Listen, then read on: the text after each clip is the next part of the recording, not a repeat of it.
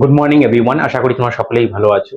আজকে আমরা আমাদের পশ্চিমবঙ্গের কোথায় কোন নদ নদীগুলো রয়েছে সেগুলো আমরা ম্যাপের সাহায্যে খুব সহজেই আলোচনা করব। আমরা ওয়েস্ট বেঙ্গলে যে নদ নদীগুলো রয়েছে সেগুলোকে দুটো ভাগে ভাগ করে পড়ব। ফার্স্ট পড়ব যে নর্থ বেঙ্গলের যে নদ নদীগুলো রয়েছে সেইগুলো, তারপরে পড়বো আমরা সাউথ বেঙ্গলের যে নদ নদীগুলো রয়েছে সেইগুলো। সাউথ বেঙ্গল বা নর্থ বেঙ্গল বলে আলাদা ডিভিশন অফিসিয়ালি কোথাও নেই, কিন্তু আমরা গঙ্গাকে কেন্দ্র করে আমরা জানি এইরকম জায়গা দিয়ে কি হয়েছে, গঙ্গা প্রবাহিত হয়েছে। গঙ্গার উপরটাকে আমরা বলি নর্থ বেঙ্গল আর নিচেরটাকে বলি আমরা সাউথ বেঙ্গল। তাহলে আমরা ফার্স্ট দেখব নর্থ বেঙ্গলের রিভার গুলো। এই হচ্ছে নর্থ বেঙ্গল। নর্থ বেঙ্গলের একটু আগে বললাম এইরকম জায়গা দিয়ে গেছে, দুটো শাখা, একটা হুগলি যেটা নিচের দিকে গেছে, আর এইটা যেটা বাংলাদেশে ঢুকেছে সেটা হচ্ছে পদ্মা, এটা হচ্ছে গঙ্গা। আর এই দিক থেকে একটা নদী এসছে যেটা হচ্ছে কি ব্রহ্মপুত্র, যেটা আবার পরবর্তীতে পদ্মার সঙ্গে মিলিত হয়েছে। যেটা আমরা ব্রহ্মপুত্র নামে চিনি সেটাই কি বাংলাদেশে যমুনা নামে পরিচিত। নর্থ বেঙ্গলের অধিকাংশ রিভার গিয়ে যমুনার সঙ্গে মিলিত হবে। আর এই দিকে শুধু দুটো, একটা হচ্ছে মহানন্দা আর একটা হচ্ছে আত্রাই। এই দুটোই শুধু খালি কি হবে, পদ্মার সঙ্গে মিলিত হবে, বাকি সবগুলোই যমুনার সঙ্গে মিলিত হবে। এবার যদি আমরা নদীগুলো দেখি যে কোথায় রয়েছে, ফার্স্ট আমরা এই দিক থেকে শুরু করছি, পশ্চিম থেকে। এইরকম জায়গা দার্জিলিং এর এই পয়েন্টটার নাম হচ্ছে পাগলা ঝোড়া।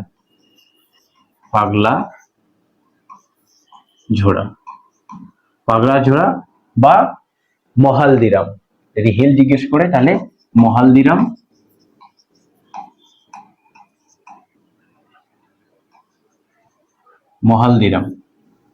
আর যদি জলপ্রপাত জিজ্ঞেস করে তাহলে পাগলা ঝোড়া। ঝোড়া কথাটার মানে হচ্ছে কি জলপ্রপাত।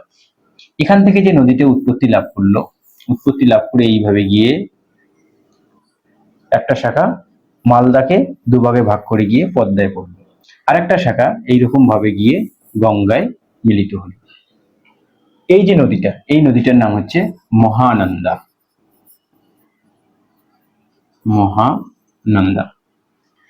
আমাদের কাছে মহানন্দা নামে পরিচিত, বিহারে এটা আবার ফুলাহার নামে পরিচিত। আর এটা ওটাই কি মহানন্দা গিয়ে মিলিত হলো পদ্মার সঙ্গে। এবার মহানন্দা নদী যদি আমরা ট্রিবিউটারিজ যেগুলো রয়েছে সেগুলো দেখি, ফার্স্ট এইরকম জায়গাতে একটা নদী আসবে, এইরকম নদী এসে এখানে মিলিত হবে। আর এখানেই রয়েছে কি এই যে নদীটা এলো, এই নদীটার নাম হচ্ছে কি বালাসান আর মহানন্দা নদীর মাঝখানে অবস্থিত কি শিলিগুড়ি। তাহলে আমরা জানতে পারলাম মহানন্দা আর বালাসানের মাঝখানে রয়েছে কি শিলিগুড়ি। এরপরে নেপাল থেকে একটা নদী উৎপত্তি হয়ে এরকম করে বর্ডার বয়ে কিষানগঞ্জের কাছে এসে কি হলো, মহানন্দার সঙ্গে মিলিত হলো। এই যে নদীটা, এই নদীটার নাম হচ্ছে মেচি রিভার।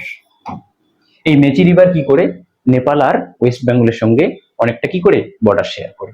এরপরে আমরা যদি দেখি যে এইরকম জায়গাতে একটা নদী এসে কি হচ্ছে মহানন্দার সঙ্গে মিলিত হচ্ছে। এই নদীটার নাম হচ্ছে নাগর। অনেক জায়গায় নাগারি দেখবে, নাগরী বা নাগার। এই নাগর রিভারের তীরেই অবস্থিত কি উত্তর দিনাজপুরের রায়গঞ্জ যে শহর রয়েছে সেটা কোথায়, এই নাগর রিভার তীরে। এরপরে এইরকম একটা জায়গা থেকে এসে একটা নদী মিলিত হচ্ছে যার নাম হচ্ছে কি কুলিক। এই কুলিক নদীর তীরেই হচ্ছে কি কুলিক বার্ড সেঞ্চুরি, সেটা কোথায় উত্তর দিনাজপুরে। এরপরে এখানে আরো অনেক কটা নদী আসবে, যেমন এখানে একটা আসবে কি এর নাম টাঙ্গা বা টাঙ্গো। এরপরে আর একটা আসবে এরকম করে, এর নাম হচ্ছে পুনর্ভাবা, ভাবা, পুনর্ভাবা। আর এইরকম জায়গা থেকে একটা নদী এসে এইরকম করে সাউথ দিনাজপুর হয়ে আবার গিয়ে ডাইরেক্ট কোথায় পড়বে? পদ্মার সঙ্গে পড়বে। এই নদীটার নাম হচ্ছে আত্রাই। এ কিন্তু মহানন্দার ট্রিবিউটারি নয়, এ ডাইরেক্ট গিয়ে কোথায় পড়ছে? পদ্মায় পড়ছে। আর এর তীরেই অবস্থিত কি? বালুরঘাট শহর। তাহলে আমরা দেখলাম বালুরঘাট শহর আত্রাই নদীর তীরে অবস্থিত, আর রায়গঞ্জ নাগরের তীরে অবস্থিত, শিলিগুড়ি, বালাসান আর মহানন্দার তীরে অবস্থিত। এরপরে এই যে শাখাটা, যেটা এখান থেকে এরকম করে মালদাকে দুভাগে ভাগ করলো, এই যে পূর্ব দিকের ভাগটা রয়েছে, এই পাটটাকে আমরা কি নামে চিনি? এই পাটটাকে আমরা চিনি বারেন্দ্রী, বারেন্দ্রী। আর এখান থেকে গঙ্গা থেকে একটা নদী উৎপত্তি লাভ করে এইরকম করে গিয়ে মহানন্দার সঙ্গে মিলিত হয়েছে। এই নদীটার নাম হচ্ছে কি? কালিন্দী, কালিন্দ্রী বা কালিন্দী। এই যে নদীটা, এই নদীটা আবার মালদা কি করলো? নর্থ আর সাউথে ভাগ করলো। উপরের যে পাটটা, এই পাটটাকে আমরা কি নামে চিনি? তাল। আর নিচের যে পাটটা রয়েছে, এই পাটটা, এই পাটটাকে আমরা কি নামে চিনি? দিয়ারা। তাহলে আমরা উপরেরটাকে তাল, এটা দিয়ারা, আর মহানন্দার পূর্ব সাইডটাকে আমরা জানি বরেন্দ্রী ভূমি নামে। আর মহানন্দা বিহারে কি নামে পরিচিত? ফুলহার নামে পরিচিত। আর মহানন্দাকে আমরা কি নদী নামে চিনি? Mad river. কি বললাম? মহানন্দাকে আমরা কি নামে চিনি? সরি, এখানে নয়, এখানে লিখছি। মহানন্দাকে আমরা ম্যাড রিভার, ম্যাড রিভার হিসেবে চিনি। আর এই মহানন্দা নদীর তীরেই অবস্থিত কি? Mahananda wild life century. ওটা বলার কথাই নয় যে মহানন্দা আছে, মহানন্দার তীরেই হবে। তাহলে এই হলো এখান থেকে শুরু করে এইভাবে গেল মহানন্দা। এবার আমরা দেখবো তিস্তা। তিস্তা যদি ওদের উৎপত্তি দেখি, তাহলে কোথায়? সিকিমের এরকম জায়গা থেকে উৎপত্তি হচ্ছে, সিকিমে। এই যে জায়গাটার নাম, এর নাম হচ্ছে জেমু গ্লেসিয়ার, জেমু গ্লেসিয়ার। আরেকটা রয়েছে যে জেমু গ্লেসিয়ার অপশনে থাকবে, নাহলে একটা হচ্ছে কি? খামের। কি বললাম? তিস্তা, খামের, এইরকম জায়গা থেকে। আসলে ওখানে দুটো রয়েছে, একটা হচ্ছে লাচেং, একটা হচ্ছে লাচুং। লাচেং আর লাচুং এর মিলিত রূপটা হচ্ছে কি? পরবর্তীতে এখানে এইরকম করে দিয়ে যাবে, আর এই দিক থেকে এইরকম করে দুটো আসবে। এই যে পয়েন্টটা, এই পয়েন্টটার নাম হচ্ছে কি? তিস্তা, তিস্তা খামের।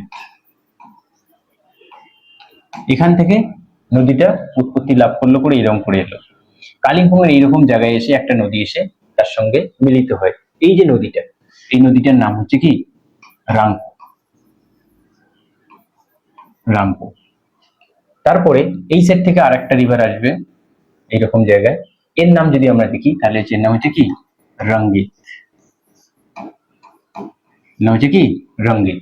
রঙ্গিত গিয়ে তিস্তা যে বাজার রয়েছে, তিস্তা বাজারের কাছে গিয়ে কি হবে? তিস্তার সঙ্গে মিলিত হবে। তারপরে এইরকম করে যাবে। এই যেরকম জায়গায় রয়েছে কি? সেবক। এই জায়গাটা পয়েন্টের নাম কি বললাম? সেবক। সেবকের কাছে গিয়ে কি হয়? তিস্তা সমতল ভূমিতে এন্ট্রি মারে। এরপরে জলপাইগুড়িকে কি করলো? ভাগ করে এরকম করে গিয়ে, এটা হচ্ছে মেখলিগঞ্জ, এটা কুচবিহারের পাট। এইভাবে হয়ে আস্তে আস্তে গিয়ে কোথায় পড়লো? ব্রহ্মপুত্রের সঙ্গে, বা এখানে যমুনা নামে যেটা পরিচিত, যমুনার সঙ্গে মিলিত হলো। এই দিক থেকে একটা নদী আসবে, এই যে নদীটা, এর নাম হচ্ছে কি? করলা, করলা রিভার।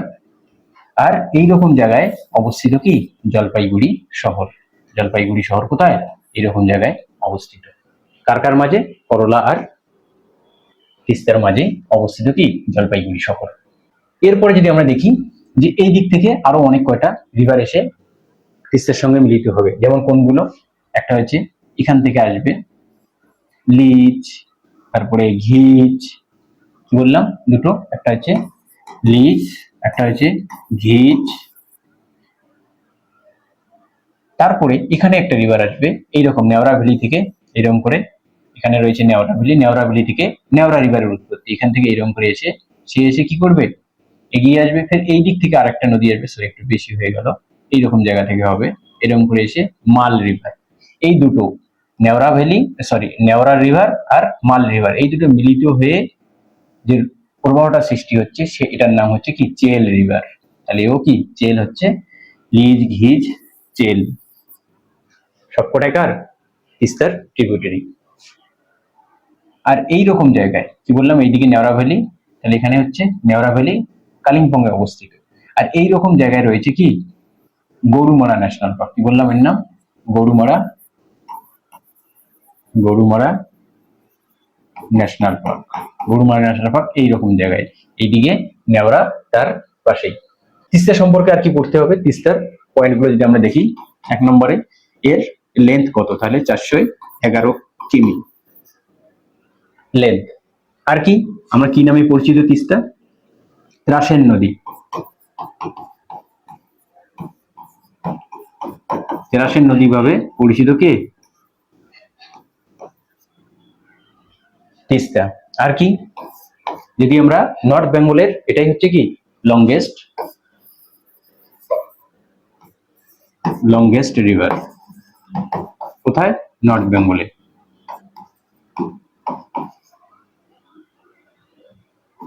সরি, নর্থ বেঙ্গলের লংগেস্ট রিভার হচ্ছে কি তিস্তা। এটাই হচ্ছে কি সিকিমের life line of Sikkim, life line of Sikkim. আর কি যদি আমরা দেখি পশ্চিমবঙ্গের লার্জেস্ট, তাহলে সেই হিসেবে লার্জেস্ট হচ্ছে third largest river, third largest river in West Bengal, West বেঙ্গলের মধ্যে। 1 নম্বরে রয়েছে কি ভাগীরথী, হুগলি, তারপরে হচ্ছে দামোদর, তারপরে রয়েছে তিস্তা। আর যদি জিজ্ঞেস করে, আমরা জানি কিছু রিভার রয়েছে যেগুলো হচ্ছে কি বৃষ্টির জলে পুষ্ট, আর কিছু রয়েছে বরফ গলা জলে, বরফ গলা জলে হিসেবে যদি দেখি আমরা, তখন আবার এটাই হবে কি সেকেন্ড, কি হিসেবে, শোনো সেই হিসাবে। তাহলে এখানে দেখলাম লম্বা কত 411, আমরা ত্রাসের নদী হিসেবে চিনি। আর কি এটাই নর্থ বেঙ্গলের লংগেস্ট রিভার, এটাকে আমরা কিভাবে চিনি, সিকিমে কিভাবে, এটাই হচ্ছে সিকিমের লাইফ লাইন অফ সিকিম। এরপর রয়েছে এটা থার্ড পজিশন, কি ওভারঅল যদি আমরা ওয়েস্ট বেঙ্গলের মধ্যে দেখি এটা থার্ড পজিশনে। আর যদি আমরা দেখি যে বরফ গোলা জলে হিসেবে কি সেকেন্ড, ফার্স্ট হয়েছে ভাগীরথী, হুগলি। তাহলে এবার দেখবো আমরা জল ঢাকা, এইরকম জায়গা থেকে এই যে জায়গাটা, এই জায়গাটার নাম হচ্ছে কি টিবাং লেক। এখান থেকে উৎপত্তি লাভ করছে করে ধূপগুড়ি হয়ে, জলপাইগুড়ি ধূপগুড়ি হয়ে এরকম করে যেতে যেতে মাথাভাঙা হয়ে দিনাটার পাশ থেকে গিদালদা হয়ে কোথায় গিয়ে পড়লো, যমুনায়। তাহলে এখানে ফার্স্ট জানতে পারলাম যে এখানে কি রয়েছে, ধূপগুড়ি, ধূপগুড়ি, জলপাইগুড়ি ছিল তিস্তা, আর ধূপগুড়ি, ধূপগুড়ি কোন নদীর তীরে, তাহলে আনসার হবে আমাদের জলঢাকা, ধূপগুড়ি। এরপরে আরেকটা শহর এখানে রয়েছে কুচবিহার, সেটা হচ্ছে কোনটা, মাথাভাঙা, মাথা ভাঙা। তারপরে এইরকম জায়গায় রয়েছে দিনাটা, দিনাটার পাশ দিয়ে যাবে এতটা উপরে, এইরকম জায়গায় এখানে রয়েছে দিনহাটা। তারপরে গিদালদা হয়ে কোথায় যাবে, বাংলাদেশে। জল ঢাকার একটা উপনদী রয়েছে, তার নাম হচ্ছে মূর্তি, সেই রকম করে জায়গা থেকে আসবে, এরকম করে এসে এখানে মিলিত হবে। এই যে মূর্তি রিভার, এর নাম কি বললাম, মূর্তি। মূর্তি রিভার চাপড়ামারি যে ওয়াইল্ড লাইফ সেঞ্চুরি রয়েছে সেটা হচ্ছে এইরকম জায়গায়, বললাম Chapramari, Chapramari wild life century.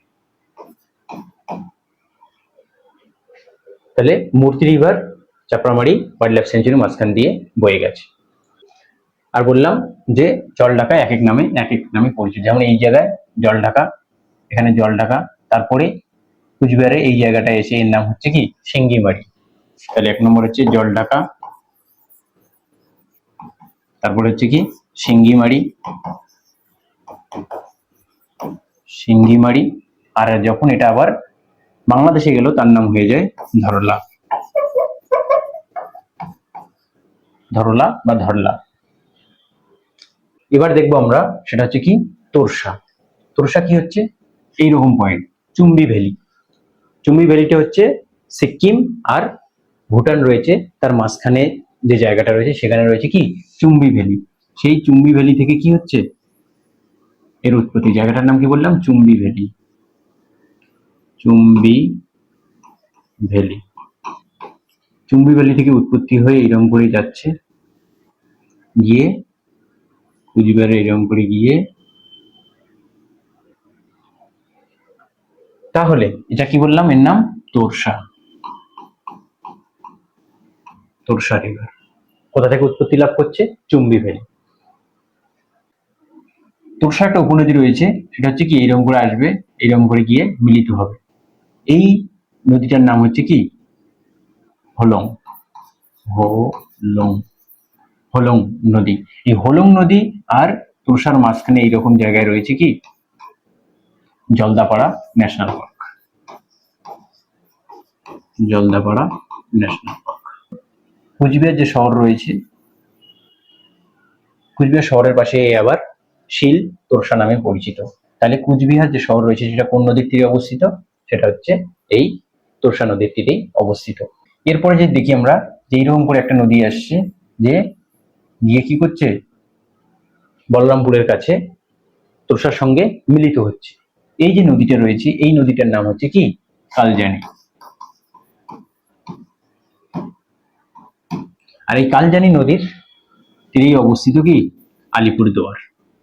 Cooch Behar ছিল তোরসা, আর কালজানি নদীর তীরে অবস্থিত আলিপুরদুয়ার। এদিকে কালজানি আর এদিকে গেল কি তোরসা। এরপরে এইরকম করে আরেকটা নদী আসছে, সেই নদীটার নাম হচ্ছে কি রায়ডাক।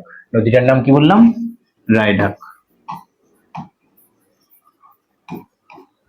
এই রায়ডাক রিভার কি করছে, এসে বালাভূত নামে এই যে জায়গাটা রয়েছে, এটা কি বালাভূত,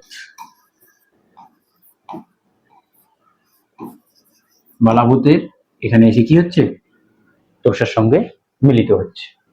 অনেক জায়গায় দেখবে যে রায়ডাক ডাইরেক্ট কি হচ্ছে ব্রহ্মপুত্রে, কিন্তু ম্যাপে দেখলে বোঝা যায় যে রায়ডাক কি করছে বালাভূতের কাছে এসে তোরসার সঙ্গে মিলিত হচ্ছে।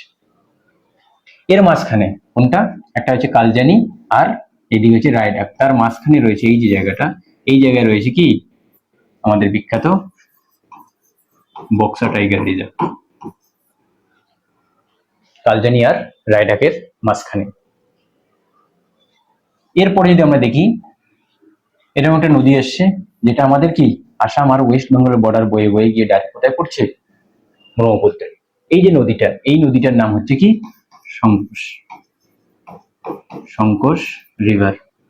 আর এই সংকোষ রিভার বলা হয়ে থাকে যে এই সংকোষ রিভার হচ্ছে কি আমাদের ওয়েস্ট বেঙ্গলের পূর্বতম নদী। কিন্তু অনেক সময় দেখবে যে অপশনে সংকোষ নেই, কি আছে রায়ডাক, তখন আমরা রায়ডাকেই ক্লিক করব। এই সংকোষ আর রায়ডাকের মাঝখানে এই যে জায়গাটা কুচবিহারের এই যে জায়গাটা রয়েছে, এই জায়গায় রয়েছে রসিক বিল।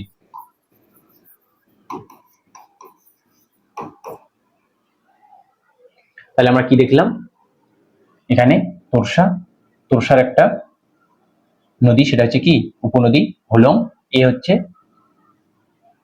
যে জলদাপাড়া ন্যাশনাল পার্ক রয়েছে তার মাঝখান দিয়ে বয়ে চলছে। এবার দেখবো কালজানি। কালজানির একটা উপনদী রয়েছে তার নাম হচ্ছে ডিমা।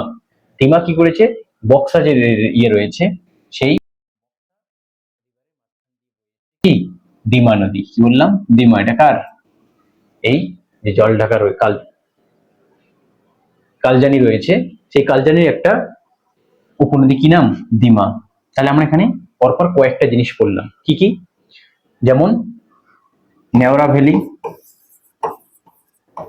নেওড়া রিভার, এইদিকে দেখলাম নেওড়া ভ্যালি পরে গরুমারা, গরুমারা, গরুমারা আসলে নেওড়ারই, একদিকে নেওড়া আর একদিকে এদিকে কি হয় তোরসা। একদিকে নেওরা আর একদিকে কি হয়, জলঢাকা, তার মাঝখানেই পড়ে নেওরা আর জলঢাকা। আর কি দেখলাম, Chapramari. Chapramari wild life century, এটা কিসে, কোন নদীর ইয়েতে অবস্থিত, সেটা হচ্ছে মূর্তি। জলদাপাড়া, জলদাপাড়া সেটা হচ্ছে কোন নদী, এটা হচ্ছে হোলং নদী। একটা কি বললাম, বক্সা, এটা হচ্ছে কোনটা, ডিমা। তাহলে এগুলো হচ্ছে নেওড়া ভ্যালি, তার পাশে রয়েছে Neora river. Gorumara national park এটা আসলে অবস্থিত কোথায়, নেওড়া নদী আর জলঢাকার মাঝখানে। আর যদি আমরা দেখি চাপড়ামারি, সেটা হচ্ছে কোনটা, মূর্তি রিভার, তার মাঝখান দিয়ে বয়ে চলেছে। জলদাপাড়া, জলদাপাড়া মাঝখান দিয়ে, যেটা হচ্ছে কোনটা, হোলং রিভার। আর বক্সা যে টাইগার রিজার্ভ রয়েছে, তার মাঝখান দিয়ে যে নদীটা বয়ে চলছে তার নাম হচ্ছে ডিমা। অবস্থানগুলো যদি আমরা দেখি, নেওড়া ভ্যালি এখানে, তারপরে চাপড়ামারি, তারপরে এখানে গরুমারা ন্যাশনাল পার্ক, তারপরে যে আমরা এই জায়গায় দেখি এটা হচ্ছে জলদাপাড়া, জলদাপাড়া পরে এইরকম জায়গায় রয়েছে বক্সা, আর এখানে রয়েছে রসিকবিল। শহরগুলো যদি দেখি আমরা, কোন কোন শহর কোথায় দেখলাম, এক নম্বরে যদি আমরা দেখি এখানে এটা হচ্ছে শিলিগুড়ি। শিলিগুড়ি কোনটা, বালাসান আর মহানন্দা। তারপরে যদি আমরা দেখি জলপাইগুড়ি, জলপাইগুড়ি যদি দেখি কোন নদীর তীরে, জলপাইগুড়ি দুটো, একটা হচ্ছে এদিকে করলা আর ওইদিকে হচ্ছে তিস্তা।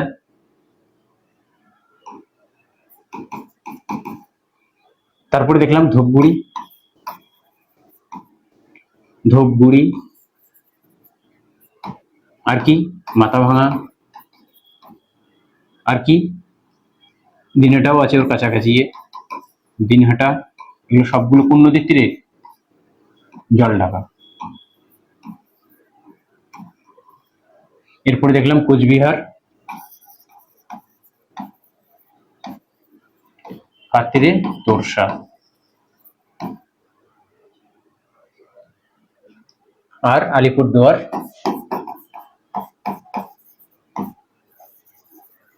আলিপুরদুয়ার সেটা হচ্ছে কোনটা, কালজানি, কালজানি রিভার।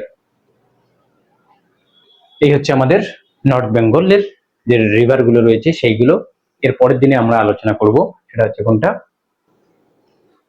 সাউথ বেঙ্গলে কোন কোন রিভার গুলো রয়েছে সেইগুলো। ওকে, গুড বাই।